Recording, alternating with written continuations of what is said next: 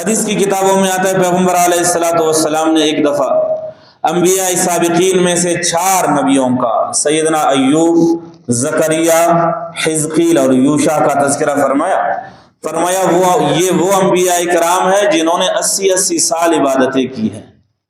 ایک روایت میں ہے کہ اللہ کے نبی نے بنی اسرائیل میں سے ایک ولی کامل کا تذکرہ فرمایا اور فرمایا یہ وہ آدمی ہے جس نے 80 سال مسلسل رب کی عبادت کی۔ تیسری روایت میں ہے کہ انبیاء سابقین کے ایک امتی کا اللہ کے رسول نے تذکرہ فرمایا اور فرمایا کہ وہ ایک ایسا مجاہد تھا جو عابد شب زندہ دار تھا اور دن کو روزہ رکھتا تھا اور سارا دن وہ جہاد میں مصروف رہتا تھا، اور جب سوتا تو اسلحہ پہ بدن سے جدا نہ کرتا۔ 80 سال اس کی اسی طرح زندگی گزر گئی۔ صحابہ کرام نے عرض کیا اللہ کے رسول پھر تو وہ ہمیں جیت گئے عبادت میں۔ دیکھو ہم تو نا تھوڑی عبادت پر ہم راضی ہوتے ہیں، کم دنیا پر ہم راضی نہیں ہوتے ہیں۔ یہ میرا اور آپ کا یہی خیال ہے کہ کم عبادت کر لیا بس اللہ تعالیٰ غفور رحیم ہے، ہو جائے گا سارا کچھ، اور کم دنیا پر ہم راضی نہیں ہوتے۔ لیکن صحابہ کرام کا طریقہ کار الٹا تھا، وہ کم دنیا پر راضی تو ہو جاتے تھے مگر کم عبادت پر راضی نہیں ہوتے تھے۔ ان کا دل مچل گیا، کہا اللہ کے رسول وہ تو پھر ہم سے سبقت لے گئے ہیں۔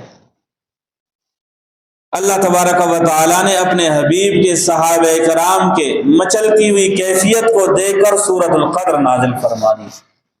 اللہ کے رسول ابھی خاموش تھے، کچھ گفتگو فرمائے نہیں تھے کہ اڑتا ہوا جبرائیل آیا، پیغمبر علیہ الصلوۃ والسلام کو بتا دیا انا انزلناہ فی لیلۃ القدر وما ادراک ما لیلۃ القدر۔ قرآن کریم وہ ہے جس کو ہم نے قدر کی رات نازل کی ہے، اور آپ کیا جانتے ہیں کہ یہ قدر کی رات کتنی بڑی رات ہے، کیسی رات ہے؟ لیلۃ القدر خیر من الف شہر، اور یہ رات 1000 مہینوں سے بڑھ کر ہے۔ یہی ایک رات 1000 مہینوں سے بڑھ کر ہے۔ اگر آپ اس کو کیلکولیٹ کریں گے تو پھر یہ 1000 مہینوں کا 83 سال 4 ماہ بنتے ہیں۔ اللہ کے رسول نے 80 سال کا تذکرہ فرمایا نا۔ اللہ تبارک و تعالی نے صحابہ کرام کے ذوق و شوق کو دیکھا، سبحان اللہ، صحابہ کرام کے ذوق و شوق کو دیکھا، امت محمدیہ علی صاحبہ صلی اللہ علیہ وسلم کو ایک ایسی رات دی جو 80 نہیں 83 سال سے بڑھ کر ہے۔ پھر آگے فرمایا خیر من الف شہر، خیر کا یہ اس میں تفضیل کا صیغہ ہے، اس میں زیادتی کا معنی آتا ہے۔ الف شہر 1000 مہینوں سے بڑھ کر ہے۔ کتنا بڑھ کر ہے؟ نہ حدیث میں اس کا تذکرہ ہے نہ قرآن میں اس کا تذکرہ ہے، وہ رب جانتا ہے جو اپنے بندہ کو دیتا ہے۔ لیکن ایک حدیث میں ہے پیغمبر علیہ الصلوۃ والسلام نے اسی رات کو تلاش کرنے کی کوشش کی۔ میں بہت مختصر بتا رہا ہوں حدیث کو۔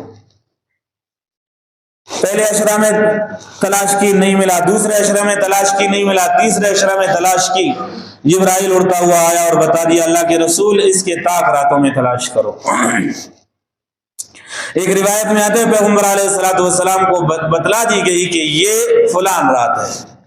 اللہ کے رسول صلی اللہ علیہ وسلم اٹھے، امت کی طرف تشریف لے گئے کہ جا کے بتا دوں، صحابہ کرام کو بتا دوں کہ یہ فلان رات ہے۔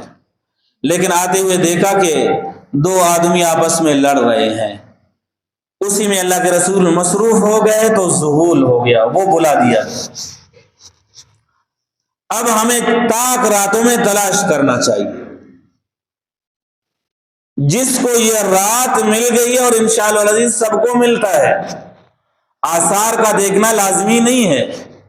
جو ان طاق راتوں میں بیٹھتا ہے تو ایک نہ ایک رات میں یہ لازمی ہے، اللہ تعالیٰ اس کو 83 سال 4 ماہ سے بڑھ کر کی عبادتیں اور فضیلتیں عطا کرتا ہے۔ اب رہی یہ بات کہ یہ بلا کیوں دیا گیا، اس میں بھی اللہ تعالیٰ کی حکمتیں ہیں، مختصر انداز میں الفاظ میں بتا دیتا ہوں۔ اگر بالفرض اللہ تعالیٰ فرما دیتے وہ رات، اللہ کے نبی فرماتے وہ رات 21 کی رات ہے، بھئی ہم میں سے تو ہر ایک پھر 21 کی رات کو اٹھ کر تہجد پڑھتے، تلاوتیں کرتے، گناہوں سے بچ جاتے، پھر بتاتے 83 سال 4 ماہ کا مہینہ ہمیں اجر و ثواب مل گیا، اس کے بعد ہم عبادتیں کرنا چھوڑ دیتے. ہم تھوڑے صحابہ کرام کے مزاج کے مطابق ہیں، ہم تو کم دین پر راضی ہوتے ہیں، اس کے بعد کوئی عبادت نہ کرتا. مولوی بھی شاٹ، 21 کی رات اس نے عبادت کی، لیلۃ القدر پا لیا، اب ضرورت کیا ہے؟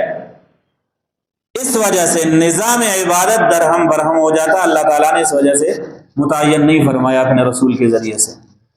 دوسری حکمت علماء نے یہ لکھا ہے کہ 21 کی رات، 23 کی رات، جو بھی رات آپ سمجھ لیں، سمجھانے کے لیے کوئی بھی رات آپ لے سکتے ہیں، رات متعین ہو گئی، اسی رات ایک آدمی بے ہوش گزار دی اس رات کو. اب ساری زندگی افسوس رہا کہ نہیں رہا؟ اللہ تعالیٰ کسی کو اتنا زیادہ پریشان نہیں فرماتے ہیں. چلو وہ ہوش میں تھا مگر مریض تھا، عبادت نہ کر سکا، پھر تو یہ رات اس سے گئی نا. اور اگر وہ مریض بھی نہیں تھا، بے ہوش بھی نہیں تھا، مسافر تھا، عبادت نہ کر سکا، پھر تو یہ رات اس سے گئی اور سارا سال اس کو افسوس رہا.